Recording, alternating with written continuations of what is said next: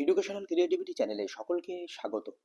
2022 D.El.Ed যে প্রাথমিক নিয়োগ 1970 জন মতো নিয়োগ হলো। প্রাথমিকে তারা নতুন বছরে এসে তারা চাকরি পাবে।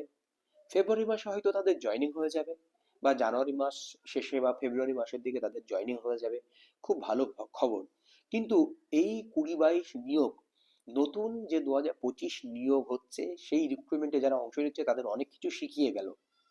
তাদের কি কি শিখিয়ে গেল, এই গুরুত্বপূর্ণ তথ্যগুলো আপনাদের নিকট রাখতে হবে। তাহলে আপনারা আরো ভালো করে প্রস্তুতি নিয়ে, ডেমো ভালো করে প্রস্তুতি নেবেন, ইন্টারভিউতে ভালো করে প্রস্তুতি নিয়ে আরো ভালো মার্কস পাবেন এবং আপনারা চাকরি পাবেন। কারণ কম্পিটিশনটা বুঝতে পারছেন কি পরিমাণে। ইন্টারভিউ এবং ডেমোটা কতটা ভ্যারি করেছে এখানে। আরো কিছু আশ্চর্যজনক তথ্য আপনাদেরকে এই ভিডিওতে দেখাবো, যেটা আপনাদের জন্য খুবই গুরুত্বপূর্ণ হিসাবে চলছে। দেখুন, pertaining to publication of merit list of eligible candidate DLED 2020-22 ব্যাস। এবার দেখুন, এই যে সুপ্রিম কোর্টের বিষয় আপনারা জানেন, এখানে কাট অফের যে বিষয়টি রয়েছে সেটাও আপনাদেরকে আমি বলবো। জেনারেল কাট অফ 29.62 এবং OBC A 29.16, OBC B 29.4, SC 22.38, ST 26.6, PH 28.58। তো ইত্যাদি ইত্যাদি এরকম মার্কস এখানে কিন্তু নেমে যাচ্ছে। সরি, 28 দশমিক না, 26 সামথিং এরকম। তো এখানে একটা জিনিস বুঝে দেখুন, যে পরবর্তী নিয়োগে প্রায় জেনারেল ওবিসি ওবিসি বি এই কাট গুলো প্রায় একই থাকে। আর পরবর্তী নিয়োগে আমরা +3 করে দিয়েছি এখানে এক্সট্রা, যে 3 এক্সট্রা বা 4, মানে 33-এর বেশি আর যাবে না সমস্ত। আর ওবিসি এ ওবিসি বি ও 32.5 33 এরকমই সব একই রকম জায়গায় থাকবে। এবং এসসি দেখা যাচ্ছে 26 27 কি 25 26 এরকম জায়গায় দাঁড়িয়ে যাবে। তো এই হচ্ছে বিষয়। কিন্তু কিছু জিনিস লক্ষণীয় দেখুন, আপনাকে কেন ইন্টারভিউতে ভালোভাবে প্রিপারেশন নিতে হবে, ডেমোতে ভালোভাবে প্রিপারেশন নিতে হবে। দেখুন, যারা ইন্টারভিউ এবং ভাইভা ভয়েস মার্কস বা অ্যাপটিটিউড টেস্টে যারা বেশি মার্কস পেয়েছে, ভাইভা ভয়েস বা অ্যাপটিটিউড টেস্টে, তারাই কিন্তু প্রথম দিকে র্যাঙ্ক করেছে। কেউ বলতে পারবে না যে মাধ্যমিক উচ্চ মাধ্যমিকে বেশি বলে তারা প্রথম দিকে র্যাঙ্ক করেছে। খুব গুরুত্বপূর্ণ জিনিস দেখুন, এর মাধ্যমিকে 4.37 পাস, 8.30 শূন্য, এটাও তার হাই মার্কস। মানে মাধ্যমিকে 90%-এর কাছাকাছি, আর উচ্চ মাধ্যমিকে তার 83% অ্যাবভ মার্কস। ট্রেনিং স্কোর প্রায় 13। আর এক্সট্রা কারিকুলাম এক রয়েছে। TET score 2.900। আর টেট স্কোর অনেকটাই কম। ভাইভা ভয়েস মার্কস 5, আর অ্যাপটিটিউড টেস্ট 4.333, প্রায় 10-এর কাছাকাছি। তার স্কোর 38, পেয়ে সে ফার্স্ট হয়েছে। সেকেন্ড যে স্কোর প্রায় ওই রকমই। তো বিষয়টা দেখুন, প্রথম পেজে সবাই দেখুন অ্যাপটিটিউড টেস্ট ভাইভা ভয়েস তাদের প্রত্যেকটাই 5 4 এরকমই নাম্বার প্রত্যেক জনের, আপনারা একটু লক্ষ্য করুন প্রত্যেকটা। এবার আমরা যদি নিচের দিকে চলে আসি, দেখুন এখানে এক ব্যক্তি রয়েছে যার মাধ্যমিক স্কোর 2.913, প্রায় 60%-এর নিচে। আর উচ্চ মাধ্যমিকে তার 71% নাম্বার। তারপরেও সে দেখুন ইন্টারভিউতে 3.367, সরি, এখানে হচ্ছে ভাইভা ভর্সিতে 5 এবং অ্যাপটিটিউড টেস্টে 5, মানে 5 5 10 পেয়ে সে কিন্তু জায়গা করে নিয়েছে একদম টপ 27-এ। টপ 27-এ জায়গা করে নিয়েছে। এরকম একাধিক উদাহরণ আপনাদের জন্য কিন্তু এই ভিডিওতে আমি দেব। আরো যদি আপনাদেরকে দেখাই, যদি নিচের দিকে আসি, নিচের দিকে আরো কিছু খেয়াল করবেন। দেখুন এখানে দেখুন তার একাডেমিক স্কোরটা দেখুন, 56% উচ্চ মাধ্যমিকে, এবং মানে 60%-এর নিচে হচ্ছে আপনার আহ মাধ্যমিকে।